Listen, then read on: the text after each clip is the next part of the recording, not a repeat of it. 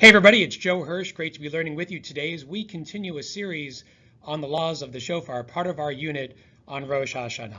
Now the big question today is, why do we actually use a ram's horn for a shofar? Why not the horn of any other animal? Why ideally must the shofar come from the ram's horn? And there's really two reasons that are given here. One has to do with some Jewish history. Back in the times of Avraham had to undergo 10 tests of faith, the 10 nisyonot that Hashem gave Avraham. And the final test, the 10th one, was perhaps the most challenging of all. This test, as you may remember, involved Avraham sacrificing his son Yitzchak on Har HaMoriah. Now this never actually went through. Avraham never actually sacrificed Yitzchak, but it was a test of faith, and Avraham passed with flying colors. At the end of that story, at the end of that test, Avraham offers, instead of Yitzchak, a ram as a korban instead of his own son. Where did he find a ram? He certainly didn't come with one with him to the Akedah. So the Torah tells us that at the end of the Akedah story, after a malach, an angel, told Avraham not to sacrifice Yitzchak, Avraham sees a ram stuck in the bushes just beyond the site of the Akedah, and instead of offering Yitzchak, offers this ram. And that's why we use a shofar from a ram's horn, because of the connection to Akedat Yitzchak.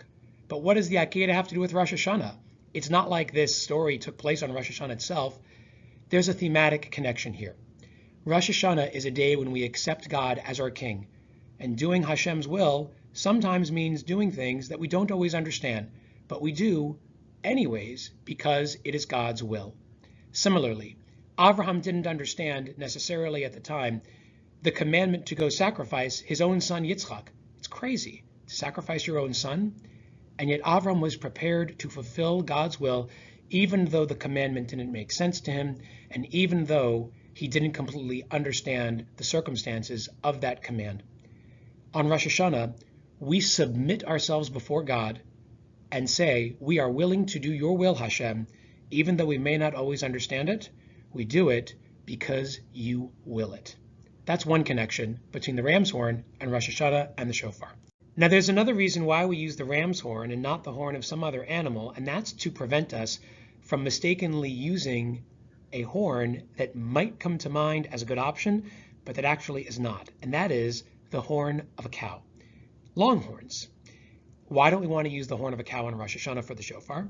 It has to do with another moment in Jewish history. Back in Moshe's time, the Jewish people were waiting for Moshe to come back from Har Sinai with the luchot that he went up to receive.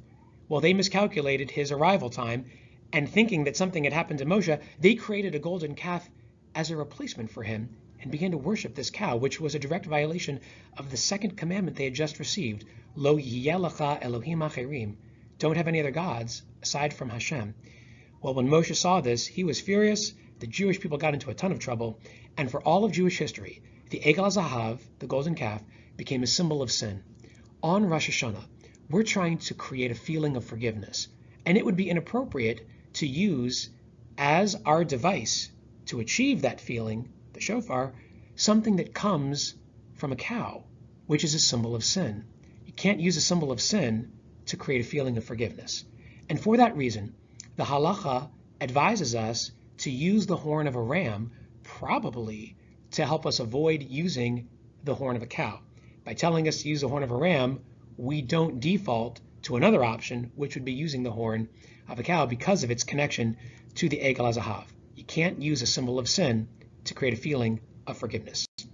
So when you come down to it, we've got two reasons why it's ideal to use a ram's horn for the shofar on Rosh Hashanah.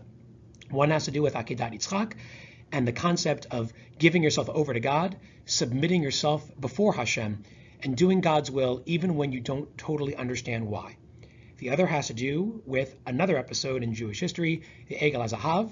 We don't want to use a cow's horn for the shofar, and for that reason, we are advised to use a ram's horn to move us away from another option that wouldn't be very fitting for the goals of Rosh Hashanah.